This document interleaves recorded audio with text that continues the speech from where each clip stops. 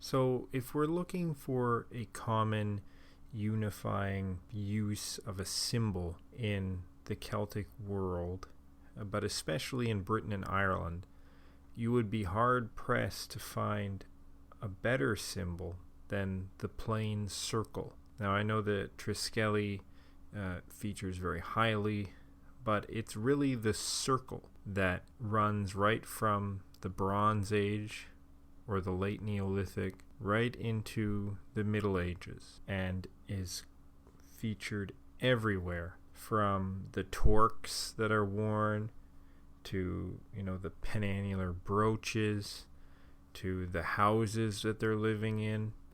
Even the Triskelly itself, which is commonly thought of as being sort of the key representative of Celtic culture, even that is almost always represented within a circle. And this, by no means, is some sort of widespread thing that every culture has. These over-representation of circles everywhere. Circles within circles within circles. Now, of course, the circle in ancient times and today is a symbol of infinity, of immortality. The circle in Celtic Britain and Ireland was first used, of course, as the stone circles and in burial mounds. And, it's not only in the Celtic world, but in the ancient world in general, the circle was often associated with the divine and with specific places of worship. Like in ancient Greece, they were building round temples. In fact, certain gods, even in the classical period, had round temples dedicated to them. And then there's the Tholos tombs and so on. So it's not an unusual or explicitly unique thing to the Celtic world, but just the amount of circles is absolutely astounding when you look at it. If you're looking at the Iron Age, it's like almost everything is a circle. You have the landscape dominated by circular ditches, circular houses, circular torques, circular patterning in, the Latin and Hallstatt. You have groves that were circular, or it's implied that they were circular, that the Druids worshipped in. You have, obviously, the stone circles, if indeed those are two separate things. And hill forts were often curvilinear, if not circular. You have burial sites, which are circular. Even like something like the Battersea Shield, right? The shield itself is not circular, but what is represented on that shield is 3 circles, with circles inside of those circles. So, everything is circular. Now in Gaul, it's a little bit different. They had rectilinear buildings, and someone suggested to me that I was actually wrong, and that, there were round houses used predominantly in like the Latin area, for instance. But that actually is not true from everything that I've ever been able to find on it. There might have been the odd rounded house here and there, but it certainly wasn't any kind of predominant feature. So it's something exclusive to Britain, Ireland, and parts of the Iberian Peninsula, specifically the more northerly parts. And here it's important to note that, Latin, Hallstatt, these things do not equal Celtic, right? That's why the scholars of old made the mistake of linking the spread of these artistic styles to the spread of the Celtic peoples. This isn't true, but what is true is that the Celtic peoples liked this style of art because it was curvilinear. So they never adopted any kind of rigid artistic style. It's always flowing lines, and basically stayed away from human representations for the most part, because what they were trying to express in the art was not a reflection of reality.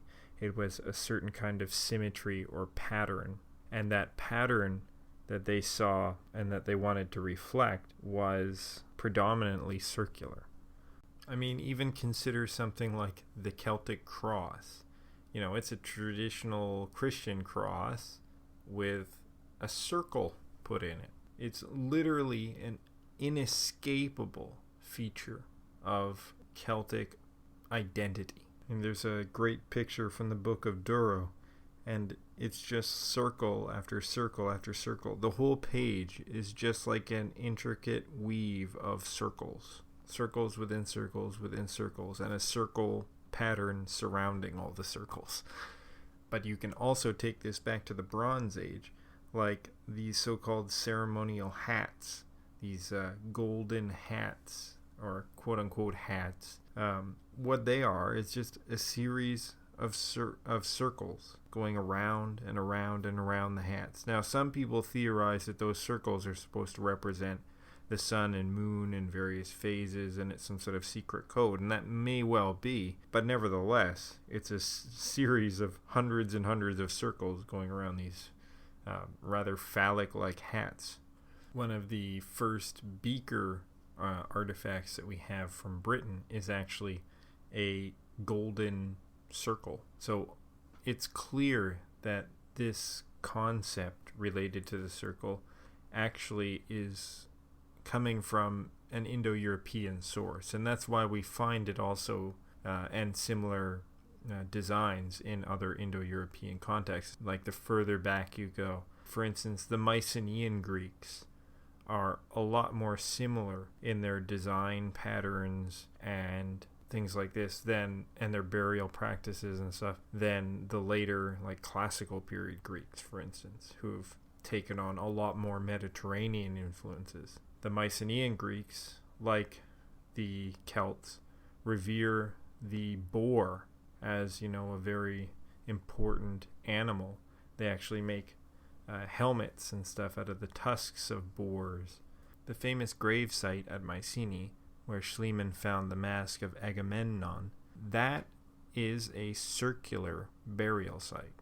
And the circular burial practice will continue for many hundreds of years. Now, Newgrange, of course, itself is a circular feature surrounded by a circle of stones. Now, it may not have been originally Indo-European, but it was certainly reconsecrated as an Indo-European site. And the stones may have been put up at a later date, so they may be Indo-European. It's hard to say. But if the existing culture already did have some idea about the importance of the circle, as can be shown by, various pre-Indo-European sites, such as circular ditches, if that idea was already present, it was certainly increased dramatically with the coming of the bell beakers, such that previously inside burial mounds you had essentially squared rooms within those mounds, but afterwards you have circular areas within the circular mound. Now, of course, the wheel features prominently in early Indo-European art as well. So we have good examples from the early Bronze Age of Scandinavia, and there the solar wheel, as many people interpret it, the wheel represented there is almost identical, in fact, to some representations of the Celtic cross. The rolling of a burning wheel down a hill during midsummer was, by many various Indo-European cultures, Celtic, Germanic, Slavic, was a common practice. And so, there's various interpretations about what the symbology behind that means, but certainly we can say from the commonality of these things that this was a deeply ingrained spiritual tradition of Indo-European origin. But perhaps because of the remoteness of Western Europe, that the Celts existed on the edge of the known world and were not bordering other peoples, that they were sort of less influenced by other non-Indo-European cultures, and therefore, in some sense, they maintained distinct Indo-European traditions for, in some cases, longer than other peoples. And this is the same reason why when Caesar went in to invade Britain and was shocked that they're still using chariot warfare like something out of the Bronze Age. And in fact, they were fighting like people did in the Bronze Age. They were fighting, and this is why they couldn't beat the Romans. They were fighting in heroic fashion, like the ancient Greeks described in the Iliad. They were singling out fighters and trying to do individual duels. They had champions riding around on chariots who they would use their chariots to ride up to battle, dismount from the chariot, fight, and then retreat when they were tired. And this is exactly the same way that the Greeks used chariots in the Bronze Age. Now, of course, I'm speaking historically. Probably the best Indo-European culture to survive into the present day with some of their traditions intact is Slavic culture, actually. Now, of course, Celts are also obsessed with threes, and I'll make a separate video on that. But it often goes overlooked, the focus that the Celtic culture has on just plain old circles, where almost everything in Britain and Ireland especially is circular. I hope you enjoyed this video. Please like, subscribe, and as always, stand tall.